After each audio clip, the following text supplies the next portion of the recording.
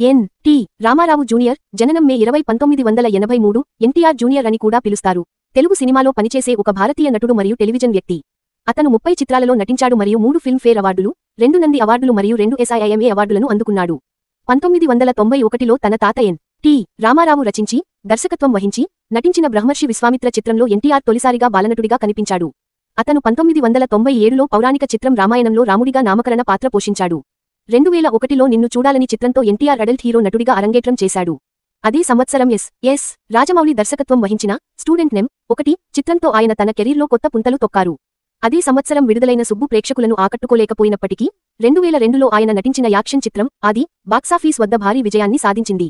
ఈ చిత్రానికి ఎన్టీఆర్ ఆంధ్రప్రదేశ్ ప్రభుత్వం అందించిన నంది స్పెషల్ జ్యూరీ అవార్డును అందుకున్నాడు. ఆ తర్వాత వచ్చిన 2 చిత్రాలు అల్లరి రాముడు మరియు నాగ వరుసగా పరాజయాలు చవిచూశాయి. దర్శకుడు ఎస్. రాజమౌళితో ఆయన రెండవసారి కలిసి నటించిన యాక్షన్ చిత్రం 2003లో వచ్చిన సింహాద్రి ఆ సంవత్సరంలో అతిపెద్ద బ్లాక్బస్టర్లలో ఒకటిగా నిలిచింది.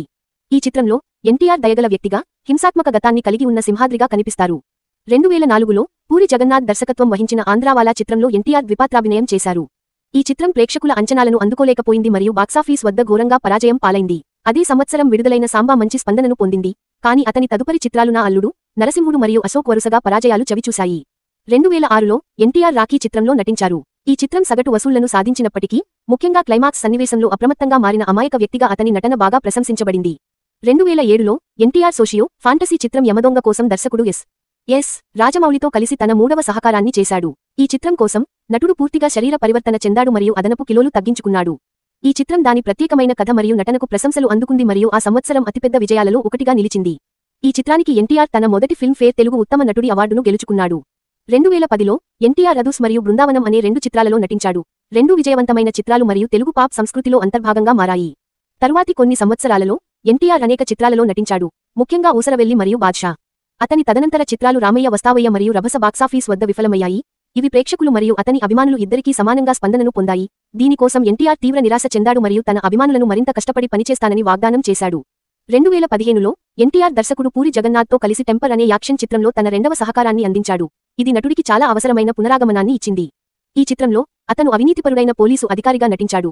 అత్యాచారం కేసు తర్వాత అతని జీవితం మారిపోయింది. తన మైలురాయి 25వ చిత్రంలో ఎన్టీఆర్ 2016 థ్రిల్లర్ డ్రామా నాన్నకు ప్రేమతోలో నటించాడు. సుకుమార్ రచన మరియు దర్శకత్వం వహించాడు. ఈ చిత్రం తండ్రి జీవితంలోని చివరి 30 రోజుల పాటు తండ్రి మరియు కొడుకు మధ్య భావోద్వేగ సంబంధాన్ని అన్వేషించింది. దేశీయంగా సగటు వసూళ్లు సాధించినప్పటికీ, ఈ చిత్రం విదేశాలలో చాలా బాగా ఆడింది. అదే సంవత్సరం కొరటాల శివ దర్శకత్వం వహించి, మలయాళ సినిమా సూపర్ స్టార్ మోహన్ లాల్తో కలిసి నటించిన జనతా గ్యారేజ్ ఆ సంవత్సరంలో అత్యధిక వసూళ్లు సాధించిన టాలీవుడ్ చిత్రంగా నిలిచింది. దాదాపు ఇండియన్ రూపీ 1.40 బిలియన్లను వసూలు చేసింది. సైటేషన్ నీడెడ్ 2017లో ఎన్టీఆర్ తొలిసారిగా జై లవ కుశ అనే యాక్షన్ చిత్రంలో త్రిపాత్రాభినయం చేశాడు. ఇది కూడా ఇండియన్ రూపీ 1 బిలియన్లకు పైగా వసూలు చేసింది. అదే సంవత్సరం అతను టెలివిజన్ సిరీస్ బిగ్ బాస్ యొక్క మొదటి సీజన్కు హోస్ట్గా కనిపించాడు. 2018లో నటుడు దర్శకుడు త్రివిక్రమ్తో కలిసి యాక్షన్ డ్రామా చిత్రం అరవింద సమేత వీర రాఘవ కోసం జతకట్టాడు.